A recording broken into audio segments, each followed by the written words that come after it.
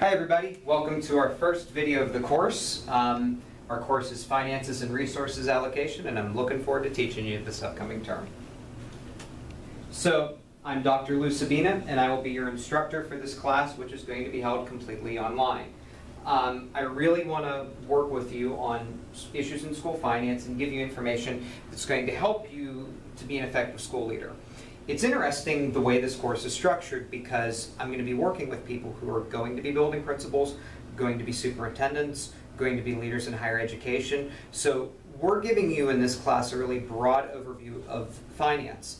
When we say school finance, it is school finance, but it's school finance in multiple contexts, and I think you're going to like that about this class. So this course is designed to provide you with an overview of school finance and fiscal issues impacting schools. It is a doctoral level course. The work is of that level. It is expected to be of that level. The key things we focus on are activity funds, programming, an overview of finance towards leadership in K-12 and higher education. The key word there is overview. I'm not going to go into depth in a lot of these issues, but I want you to be aware that they exist and want you to see what they do in schools. It has required elements for Florida School Finance, and I'll address those briefly as well using something called the Florida Red Book. So this course does not go in depth into topics. It's an exploratory course. I don't make this class specific to principals, superintendents, or higher ed personnel. It's the opportunity to get a general overview of issues in school finance. I have taught this class for principals. I've taught it for superintendents. I've taught it for individuals in higher education. I've taught it for a mix of all of them. So we're going to get a bunch of everything in here, and we're going to talk about ways that this will help you as a building leader, a district leader, and also a higher education leader as well. So this class is always going to be offered as an online course to allow access to the course remotely and from a distance. Everything that I do will be available through Blackboard and also through YouTube. You'll have access to all of my videos and anything that we do in this class, and I'm always a phone call or an email away.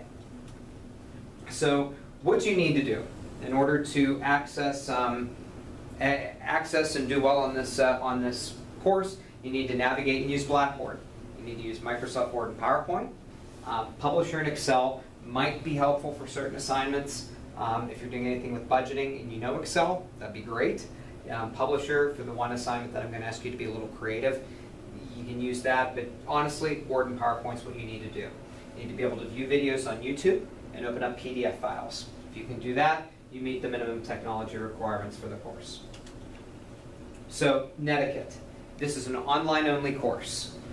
Any interactions and communications with myself and other students should be professional and courteous. It's difficult when you're teaching from a distance and you're doing a class online. I want you all to have a very positive experience, but don't forget that, you know, we might say things that we don't mean or can be interpreted incorrectly. I want you to be professional, and I want the interactions to be positive between all of us, and that's what I'm looking forward to. So, traditional grading scale, I don't change it. It's 90 to 100, 80 to 89, 70 to 79, 60 to 69, below 60 is an F. One extra credit opportunity in the beginning of the course. If you do an introductory discussion board that introduces you to me and to the rest of the students in the course, you get 5 points extra credit. That'll be the only extra credit for this entire class, but that'll be the extra credit and it'll be in place. So 6 quizzes, each with 10 questions throughout the course. There'll be a midterm and a final exam. Every single quiz that we do in every midterm and final is open books, open notes, open resources, open video, whatever. It's timed, 20 minutes for the quizzes and 90 minutes for the exam. That way, you know, you're not spending the entire time just going to the book and going to the PowerPoints and getting it. You have to have some sort of knowledge on what you're doing. I don't believe in cumulative exams. The quizzes will be on all the material that was presented up to that point.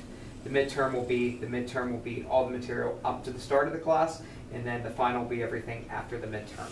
That'll be better for you, and it'll help you with what you're doing in your class. 5 discussion boards, in addition to the introductory discussion board. Because this is an online class, we have to have an online interaction type thing built into the course. So I will expect you to respond to each discussion board prompt by Wednesday, the week they are due, post a peer question, and respond to somebody else's question by Sunday. There's more details in the syllabus for how this looks. So the discussion board responses should answer the question and cite each of the texts. There are 3 for this course. Be between 400 to 500 words and relate to your experiences in your environment. You need a peer question after the 400 to 500 words. Each week you answer a peer question, 200 to 250 words. It should be a quality response to what the person asked with no citations. So listen to this again so you got this. The introductory one has to be related to your experiences, answers the question, and cites the texts. And with a peer question. The peer question is solely based on your experiences. So whoever you respond to, you're answering and you're giving them feedback based on your experiences. So major assignments for the class.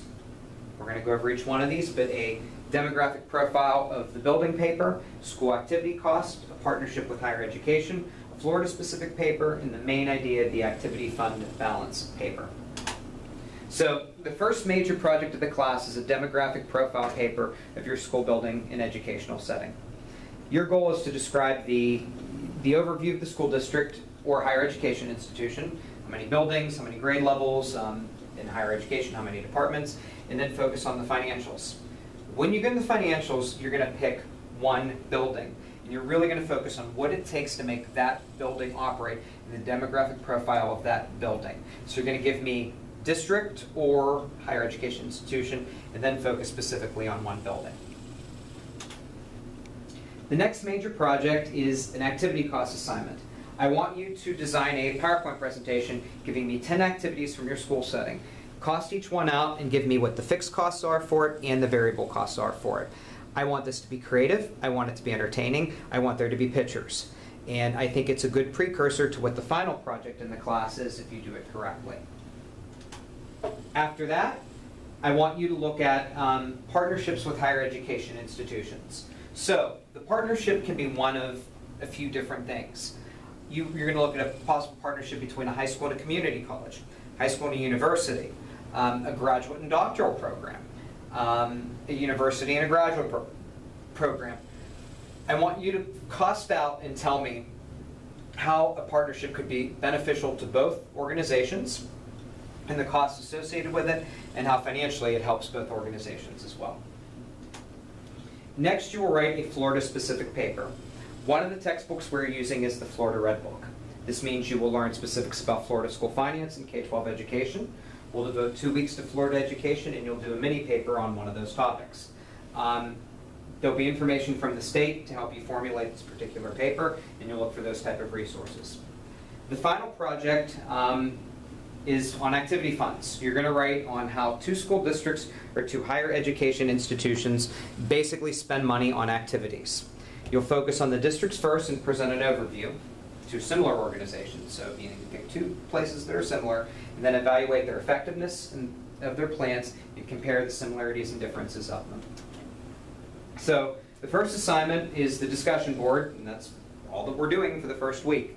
You're going to watch this video, and you're going to introduce yourself to classmates, and I'm going to respond and I'm going to comment as well. So my goal is this gives you an expectation and an overview of the course. You'll find that I have experience with teaching online, significant experience teaching online, and I've done this quite frequently, and I'll be able to help you navigate anything you need in Blackboard, all the materials there that you need to be successful. But if I can do anything to help you, I'm an email, I'm a phone call away. I want to help you and I want you to have a great experience here, and I look forward to working with all of you this term. Thank you.